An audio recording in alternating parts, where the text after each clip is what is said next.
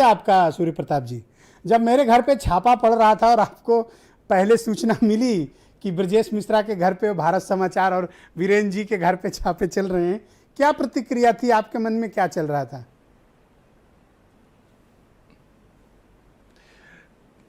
मैंने तो फोन किया था दोनों लोगों को जी, लेकिन आप फोन पे उपलब्ध नहीं थे।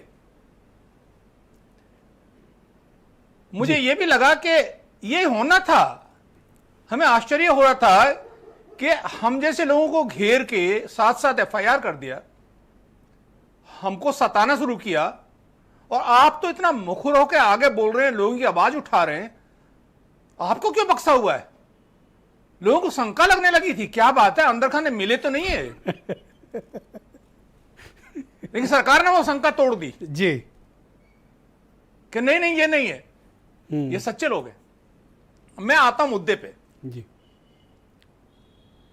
देखिए, इनकम टैक्स डिपार्टमेंट छानबीन करे, रेड करे, नोटिस दे, गढ़ा हुआ सोना निकाले, रुपए पैसे निकाले, दीवारें खोदे, सोफे खोदे, कोई आपत्ति नहीं है। लेकिन मुझे आश्चर्य इस बात का है, चूंकि मैं अकाउंटिंग भी जानता हूं, मुझे आश्चर्य यह है कि 132 के नोटिस, 132 में जो रेड है सीजर की और सर्च की रेड है, उसमें इतना समय नहीं लगता है। जब आपका घर 2 कमरे का, 3 कमरे का, 10 कमरे का घर भी है और 20 लोग लगे हुए, इतना समय कैसे लगेगा? अलमारी तोड़ी क्या, दीवारें खोदी क्या, फ्लोर खोदा क्या, क्या देखा उन्होंने 48 घंटे तक? भाई उसका ऑब्जेक्टिव क्या? ऑब्जेक्टिव है कि आपके यहां जो संपत्ति है वो कोई छुपी हुई तो नहीं है जो आपने अकाउंट में नहीं दिखाई है।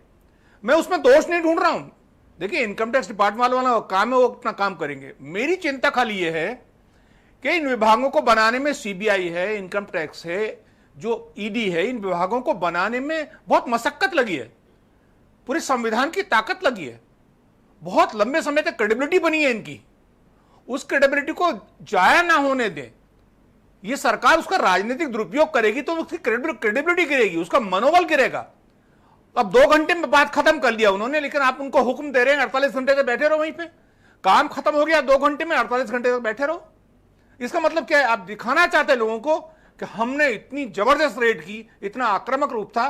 और देखिए, लोग ये भी खुश हो रहे होंगे, देखिए आपने आवाज उठाई उत्तर प्रदेश सरकार के खिलाफ, देखिए हमने खोद दिए जड़ इनकी। अब बड़े खुश हो रहे होंगे, रुला दिया हमने। अब यार टीवी पे हमारी डिबेट देख रहे होंगे, कहेंगे ये रुला दिया हमने इनको। अरे भाई, हमें तो रुला दिया आपने। हमारे पास तो वो स्थान भी नहीं है जहां जाके हम रुदन कर लें अगर एफआईआर दर्ज होती है। हमारे पास तो वो सदन भी नहीं है। हम तो लोगों के सामने जाएंगे, बताएंगे भैया हम कितने डरे हुए हैं। अब मैं तो अपनी निजी बात कर रहा हूं, देखिए आपको लग रहा होगा मेरी बातों से भी कि मैं कितना डरा हुआ हूं जी। 7 एफआईआर से मेरी घिग्गी बंधी हुई है और सरकार ने मुझे रुला दिया, बिल्कुल इतना कर दिया। मैं हाथ जोड़ रहा हूं सरकार के। और यही आपका भी हाल है कि आप इतने डरे हुए हैं कि आज डिबेट करने बैठ गए, इसमें इतने परेशान हो गए कि डिबेट ही बंद कर दिया, चैनल ही बंद कर दिया आपने। तो सरकार को समझना चाहिए कि ये छोटी छोटी जो हरकतें हैं, इन हरकतों से सरकार को मिलना कुछ नहीं है, लोकतंत्र का नुकसान हो रहा है एक्चुअली। देखिए, आगे चल के ये ना हो कि जब इस तरह की इनकम टैक्स के लोग परीक्षण करने आए, सर्वे करने आए या सीजर करने आए, तो जनता ना आ जाए सामने। कितनों को गोली मारेंगे आप? जैसा आपको समर्थन मिला है जनता का, पूरे प्रदेश का, अगर वो लोग इकट्ठे होकर आपके घर के सामने आ गए होते तो क्या सरकार रोक ली थी उनको? गोली चलाती, लाठी चलाती, डंडे चलाती? अगर इस तरह के प्रताड़ना करेंगे तो वो दिन भी एक दिन पड़ जाएगा आपको। मैं किसी को उकसा नहीं रहा हूं, लेकिन मैं वार्न कर रहा हूं कि अगर इन संस्थाओं की क्रेडिबिलिटी क्षय होगी, हरण होगा, उसका राजनीतिक दुरुपयोग होगा।